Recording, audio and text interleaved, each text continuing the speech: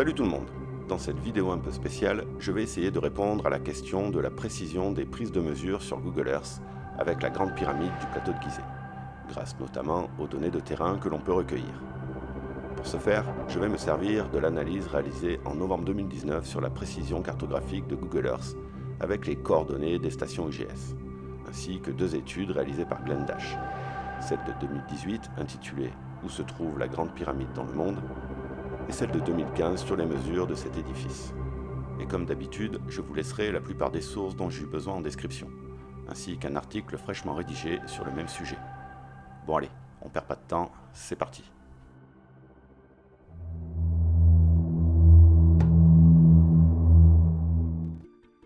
Alors, dans un premier temps, que nous disent les résultats de l'analyse de la précision cartographique de Google Earth Maps avec les coordonnées des stations IGS ? Eh bien, dans cet article, les scientifiques ont choisi 1054 stations IGS, avec une précision coordonnée partout dans le monde, comme des échantillons pour faire de la statistique de données et d'analyse. Les conclusions nous indiquent que l'emplacement sur Google Earth de 757 échantillons peuvent être identifiés, contre 297 qui ne le sont pas. Sur ce diagramme circulaire, les statistiques et l'analyse de distribution de la précision de 156 stations est inférieure à 1 mètre, soit 20,61% de tous les points reconnus. La précision de 142 stations est comprise entre 1 et 2 mètres. La précision de 114 stations est de 3 à 4 mètres, soit environ 63,28%. Et la précision à moins de 10 mètres est supérieure à 90%. Seuls 10 points ont une précision inférieure à 25 mètres. Lorsque la distance de précision augmente, la résolution diminue et le nombre de points aussi. Résultat, le taux de reconnaissance est d'environ 71,8%. La précision moyenne est alors d'environ 4,38 mètres. La précision allant de 2 à 4 mètres occupait 18,76%.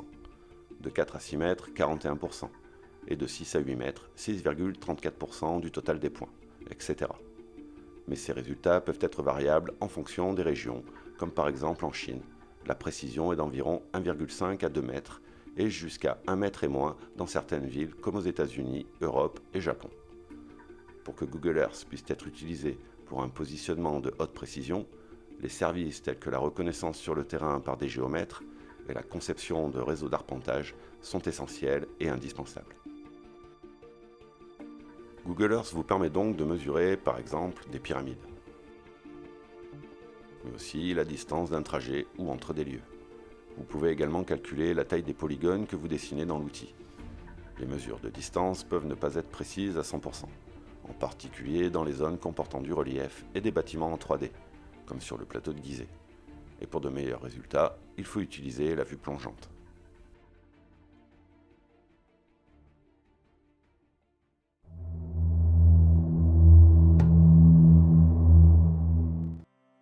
Ensuite, en février 2018, et en accord avec les autorités égyptiennes, Glenn Dash, accompagné de quelques membres de son équipe, ont gravi la pyramide de Khéops afin de pouvoir faire une mesure GPS de sa position exacte depuis son sommet.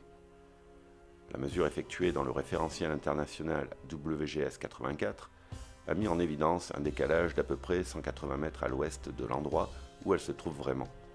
L'ancienne position qui était affichée sur Google Earth était de 29 degrés 58 minutes 44 secondes nord et 31 degrés 7 minutes 57 secondes est. En 2023, Wikipédia nous donne la position de 29 degrés 58 minutes 44 secondes nord et 31 degrés 8 minutes 2 secondes est, ce qui encore une fois n'est pas tout à fait exact, comme on peut le voir ici. Bref, après avoir analysé les données réalisées avec du matériel récent, Glenn Dash et son équipe nous donnent la position exacte de la grande pyramide, qui est de 29 degrés 58 minutes 45 secondes de latitude nord et 31 degrés 8 minutes et 3 secondes de longitude est. Conclusion. Il semblerait bien que toute prise de mesure effectuée sur Google Earth avant 2018, qui mettrait bien évidemment en relation ou corrélation un quelconque calcul avec la pyramide de Khéops, soit totalement erronée. D'ailleurs, je vais répondre à la demande de mon détracteur préféré, qui souhaite que je vérifie son travail, car ce dernier nous donne plusieurs mesures en se servant de Google Earth, dont voici un petit extrait. Il commence notamment par tracer une droite à 90 degrés qui part d'entre les pattes du sphinx pour rejoindre la face est de la pyramide de Khéphren. Alors, pourquoi partir des pattes du sphinx? Eh bien, on n'en sait rien. C'est complètement arbitraire, sans doute pour que ça valide. Ensuite, il trace une autre droite perpendiculaire, en vert, qui part du centre de la face sud de la pyramide de Khéops pour rejoindre et couper le premier trait en bleu, ce qui nous donnerait une distance d'exactement 314 mètres, soit 100 fois pi en mètres. Bon, déjà, ce n'est pas exactement comme cela qu'il faut procéder. D'ailleurs, on n'a aucune précision sur sa méthode pour trouver le centre de la face sud. Sans doute au pif. Et puis, trouver des mesures entre guillemets exactes avec Google Earth sur une pyramide dépourvue de parements est carrément mission impossible. Bref, à partir de là, comme la droite de 314 mètres coupe le trait bleu en deux, il peut ainsi mesurer deux autres distances. Celle de gauche, qui équivaudrait pour lui à 223,60 mètres, et celle de droite, qui nous donnerait 361,80 mètres. Ces mesures et résultats seraient donc précisément en relation avec les nombres irrationnels, mais en système métrique bien sûr. Je vous propose donc de vérifier tout cela ensemble. Tout d'abord, Google Earth ne permet évidemment pas de connaître précisément l'emplacement exact des coins de chaque pyramide, ce qui est bien évidemment un problème quand on veut prendre des mesures précises. Donc, pour avoir un bon référentiel, c'est assez compliqué, sans parler du dénivelé et de l'effet parallaxe qui est très mal géré par l'application. Et c'est donc pour cela qu'il vaut mieux utiliser les données de terrain. Par exemple, nous savons que le coin nord-est de la Grande Pyramide est à 115,278 mètres du centre de la face nord et 114,974 mètres du centre de la face est. On affecte alors une adresse de 0,0 au centre de chaque face. J'ai donc essayé de prendre les meilleurs repères possibles sur mon Google Earth Pro pour me créer un référentiel. Avec la fonction polygone, j'ai créé un carré qui entoure la Grande Pyramide dans le but de matérialiser le parement, tout en respectant notamment les mesures de glendage prises en 2015, soit un périmètre moyen de 921,45 mètres. À partir de là, je peux déterminer et positionner mon repère pour le coin nord-est et tracer mes propres lignes pour reproduire avec le plus d'exactitude ce que nous explique notre ami chercheur. Mais on est d'accord que cela reste très approximatif. Je vous montre en image avec les différentes vues, normale, Street View et l'affichage au niveau du sol. Eh bien, le compte n'y est pas. Comme vous pouvez le constater, la précision est somme toute relative et je suis assez loin de la réalité du terrain. En effet, les variations des prises de mesure sont très imprécises et loin d'atteindre les 100%, comme le positionnement du point sur la carte, etc. On a donc une marge d'erreur assez conséquente, de l'ordre de 50 cm à 5 mètres environ. Résultat, et après de nombreuses vérifications, tous les calculs de notre ami chercheur présentés juste avant sont faux. Mais il faut tout de même que je vous montre où sont posés mes points et mes lignes sur la carte, pour qu'il n'y ait pas d'ambiguïté. On commence par le sphinx.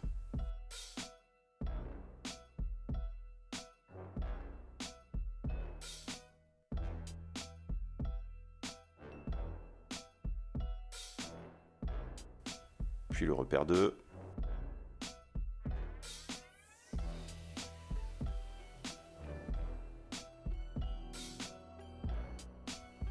Et enfin Képhren. D'ailleurs, j'ai aussi dû matérialiser une ligne pour le parement. Et on voit bien qu'on est assez loin de la réalité du terrain. Bref, ma ligne qui part des pattes du sphinx et qui rejoint la base de la face est de la pyramide de Képhren est de 589,75 mètres sur la carte et 591,95 mètres au sol. Entre Képhren et le repère 2, je trouve 229,90 mètres sur la carte et 230,74 mètres au sol.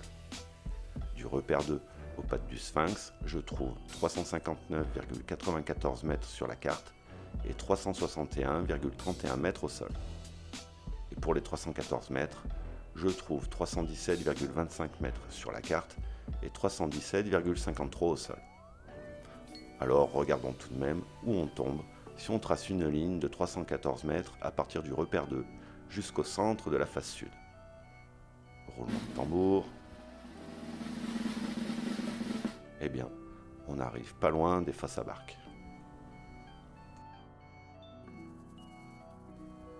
Il n'y a donc pas grand-chose à voir avec les nombres irrationnels.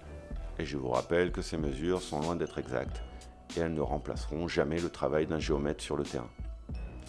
Bien évidemment, vous vous en doutez, avec un pourcentage d'erreur aussi élevé pour la Grande Pyramide, toute prise de mesure sur Google Earth ne sert strictement à rien, car on ne peut parler ici de précision, et encore moins de données exactes. Ensuite, ce monsieur nous présente la solution qu'auraient utilisé les anciens bâtisseurs pour positionner la Grande Pyramide sur le plateau de Gizeh. Mais avant de visionner la partie en question, un petit rappel technique s'impose.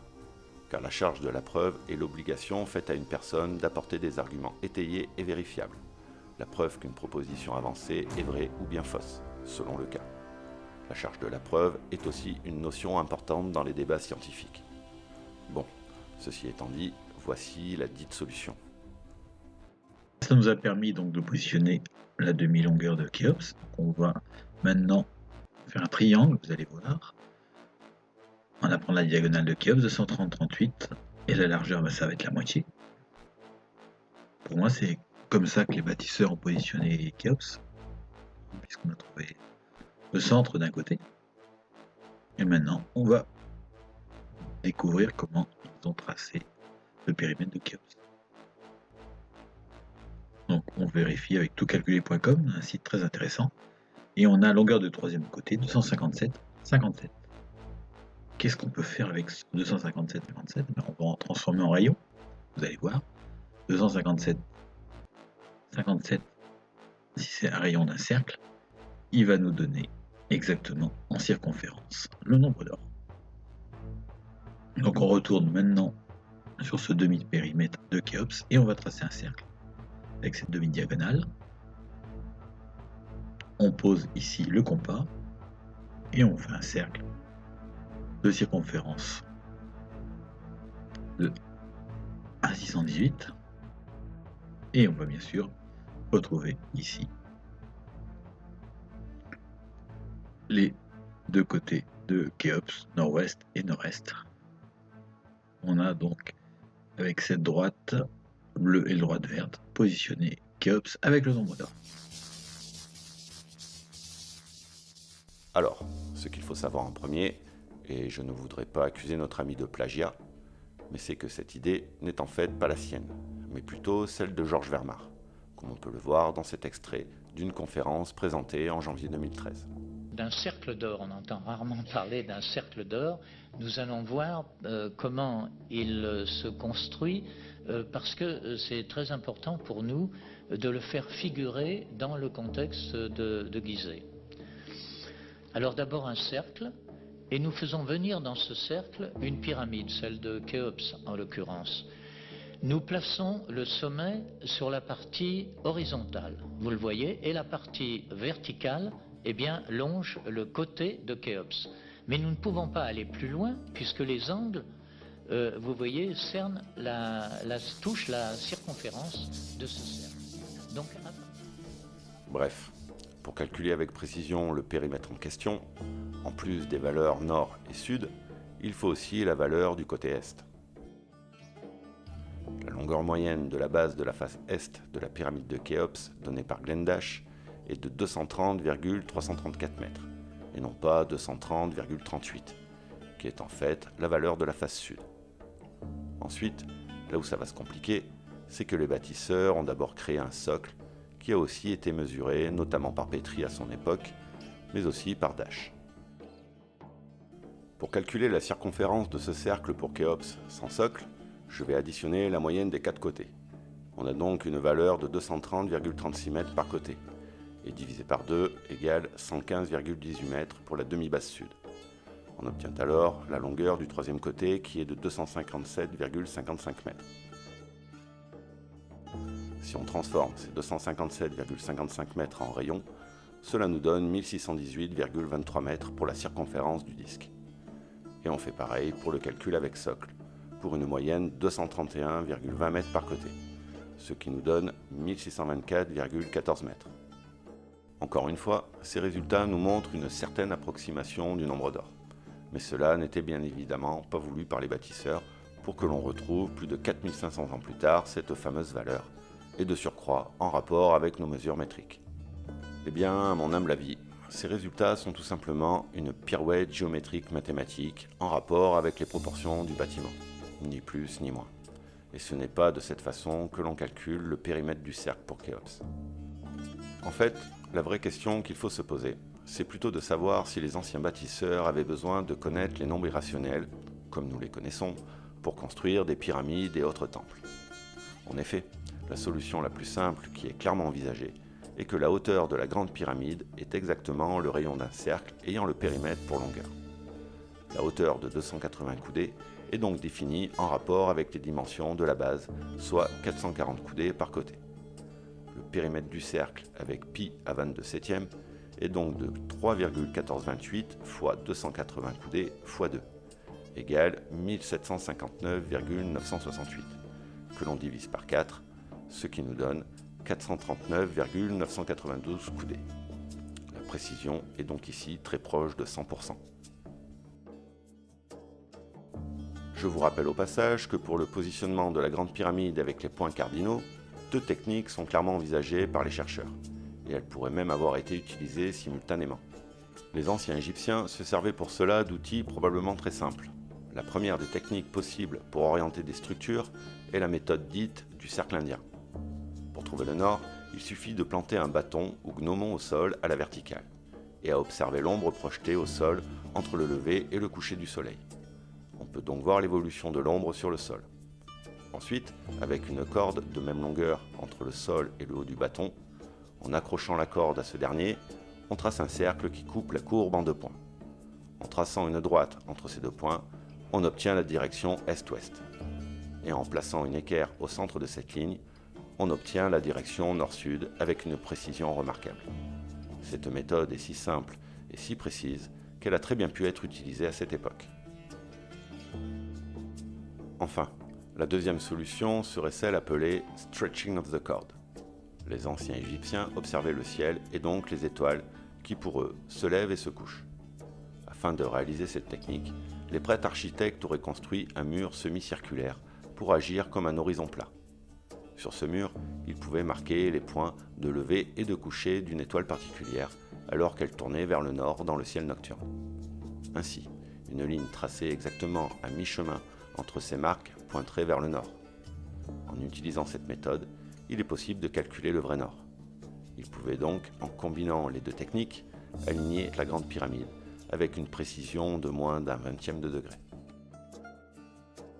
Pour finir, ce monsieur m'accuse de ne pas être maître de mes décisions sur des explications qui me semblent justes et que je donne dans mes vidéos sur ma chaîne YouTube, et aussi d'avoir de nombreux biais qui pousseraient mes abonnés vers la croyance.